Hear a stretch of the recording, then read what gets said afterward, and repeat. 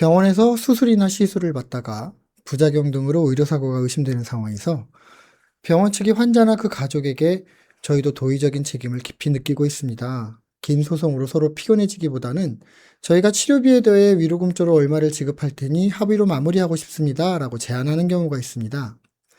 이 경우 환자나 가족분들이 그래도 병원이 양심이 있구나. 자기들 잘못을 인정하는구나 하고 병원 측의 제안대로 합의서에 도장을 찍는 경우가 있는데요. 병원이 먼저 합의금을 제시하는 그 순간이야말로 여러분이 평생 후회할 결정을 할 수도 있는 가장 위험한 순간입니다.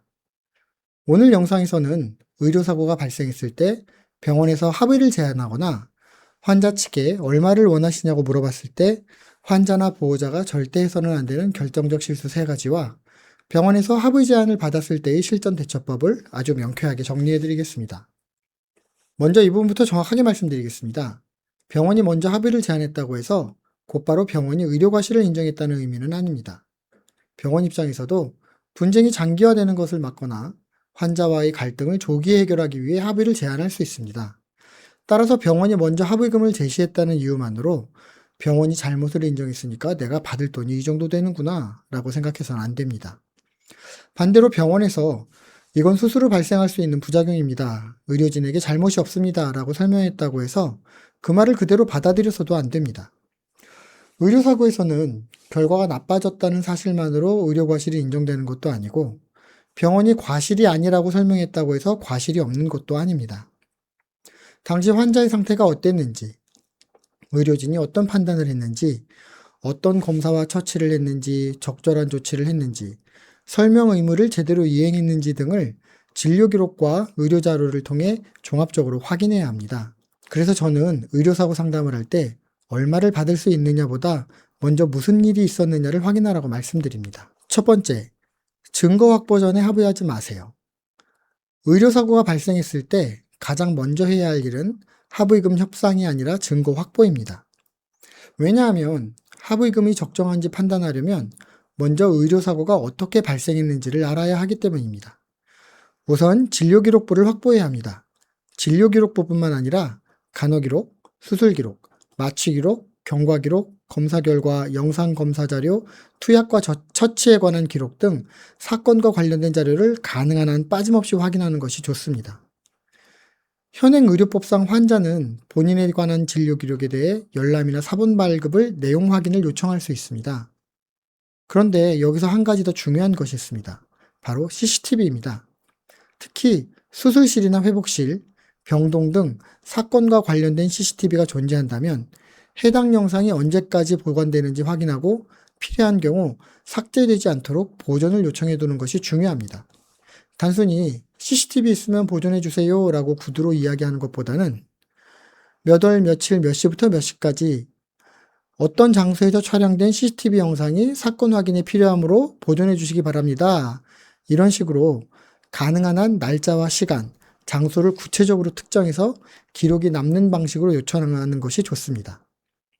그리고 CCTV는 영상의 종류나 촬영 장소, 보관 정책, 개인정보 관련 문제 등에 따라 실제 제공이나 열람 방식이 달라질 수 있습니다.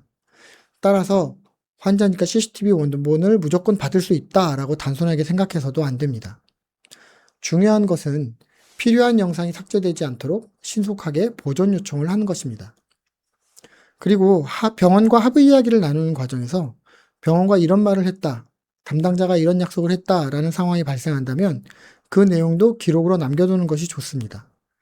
문자, 이메일, 카카오톡, 통화 내용 등 나중에 확인할 수 있는 자료를 가능한 한 보관하십시오. 결국 중요한 것은 이것입니다. 합의를 하기 전에 내가 무엇을 알고 있는지부터 확인해야 합니다. 증거도 제대로 확보하지 않은 상태에서 병원이 제시한 금액만 보고 이 정도면 괜찮겠지라고 판단해서는 안 됩니다. 두 번째, 현재 손해만 보고 합의하지 마세요. 두 번째는 정말 많이 발생하는 실수입니다. 병원에서 이렇게 물어볼 수 있습니다. 환자분은 얼마 정도 생각하세요? 바로 이때 환자나 보호자가 현재까지 발생한 치료비만 생각하고 한 1,000만 원 정도면 합의하겠습니다 라고 먼저 말해버리는 경우가 있습니다. 저는 이것을 굉장히 조심해야 한다고 말씀드립니다. 왜냐하면 의료사고로 인한 손해는 현재까지 발생한 치료비만 계산해서 끝나는 것이 아니기 때문입니다. 수술 이후 문제가 발생했고 현재까지 추가 치료비가 500만 원이 들었다고 생각해 보겠습니다. 그런데 앞으로 추가 수술이 필요할 수도 있고 장기간 치료가 필요할 수도 있습니다. 후유장애가 남을 수도 있고 후유장애 때문에 일을 제대로 하지 못하거나 소득이 감소할 수도 있습니다. 경우에 따라서는 간병비가 필요할 수도 있고 정신적 손해에 대한 위자료도 문제가 될 수 있습니다. 따라서 현재 발생한 손해와 앞으로 발생할 수도 있는 손해를 함께 살펴봐야 합니다. 그런데 이런 부분을 제대로 확인하기도 전에 병원에서 1,000만 원 준다고 하니까 받겠습니다. 또는 저희는 1,000만 원이면 합의하겠습니다. 라고 말해버리면 나중에 실제 손해가 훨씬 크게 확인되더라도 문제가 될 수 있습니다. 특히 의료사고는 사고 직후보다 시간이 지나면서 후유증이나 추가 치료의 필요성이 명확해지는 경우도 있습니다. 그래서 병원에서 얼마를 원하세요? 라고 질문한다면 현재 치료 경과와 앞으로 발생할 수 있는 손해를 먼저 정확하게 확인한 다음 합의 여부와 금액을 검토하겠습니다. 이렇게 말씀하시면 됩니다. 병원에서 먼저 금액을 제시했다고 해서 그 금액이 객관적인 손해배상액이라는 의미는 아닙니다. 그리고 가능하다면 현재 상태에 대해 다른 의료기관에서 객관적인 진료를 받아보고 앞으로 추가 치료가 필요한지 후유장애 가능성이 있는지 등을 확인해 보는 것이 또 도움이 될 수 있습니다. 그 자료를 가지고 의료사고 사건을 다뤄본 변호사 등 전문가에게 손해의 범위와 합의서 내용을 검토받는 것이 안전합니다. 세 번째, 합의서 절대로 제목만 보고 서명하지 마세요. 병원에서 합의서를 가져왔을 때 가장 조심해야 하는 것이 바로 이것입니다. 간단한 확인서입니다. 서로 좋게 끝내자는 의미입니다. 형식적인 서류니까 서명만 해주세요. 이런 이야기를 들을 수도 있습니다. 그런데 중요한 것은 문서의 제목이 아닙니다. 확인서인지, 합의서인지, 각서인지가 중요한 것이 아니라 실제로 그 문서에 어떤 내용이 적혀 있는지가 중요합니다. 특히 의료사고 합의서에는 본 합의로 모든 손해배상 문제가 종결되었다. 또는 향후 민형사상 일체의 이의를 제기하지 않는다 등과 같은 취지의 문구가 포함될 수 있습니다. 이런 문구가 있다면 그 의미를 정확하게 확인해야 합니다. 왜냐하면 나중에 환자에게 후유증이 발생하거나 추가 치료가 필요하게 되었을 때 이미 체결한 합의가 추가적인 청구에 어떤 영향을 미치는지가 중요한 문제가 될 수 있기 때문입니다.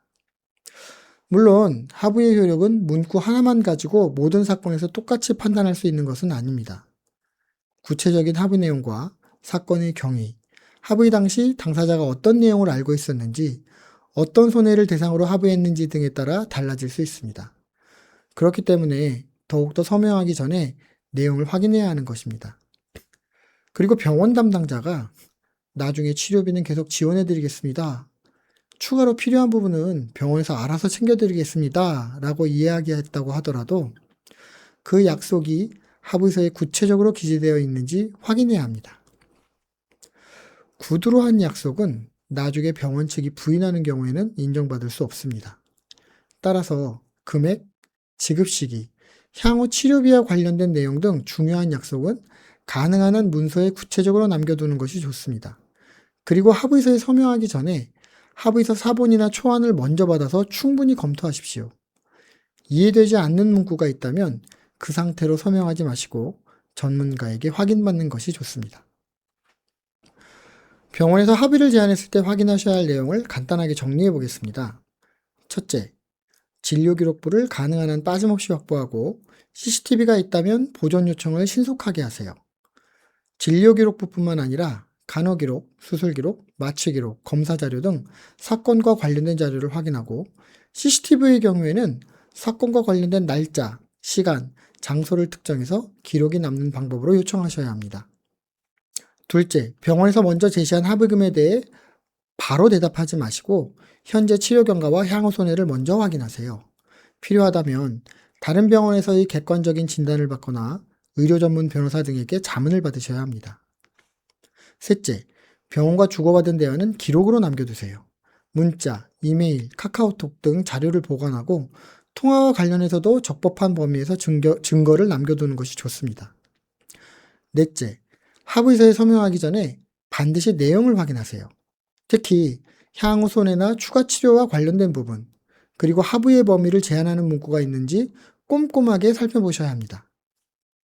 내가 어떤 피해를 입었는지, 병원 측에 어떤 문제가 있었는지, 어떤 증거를 확보했는지, 앞으로 어떤 치료가 필요한지, 어떤 손해가 발생할 수 있는지 이런 내용을 충분히 확인한 후에 합의 여부와 금액을 결정하셔야 합니다.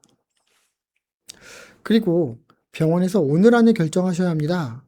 이번 주까지만 이 금액으로 드립니다. 라고 압박한다고 해서 그 말만 듣고 서둘러 합의할 필요는 없습니다.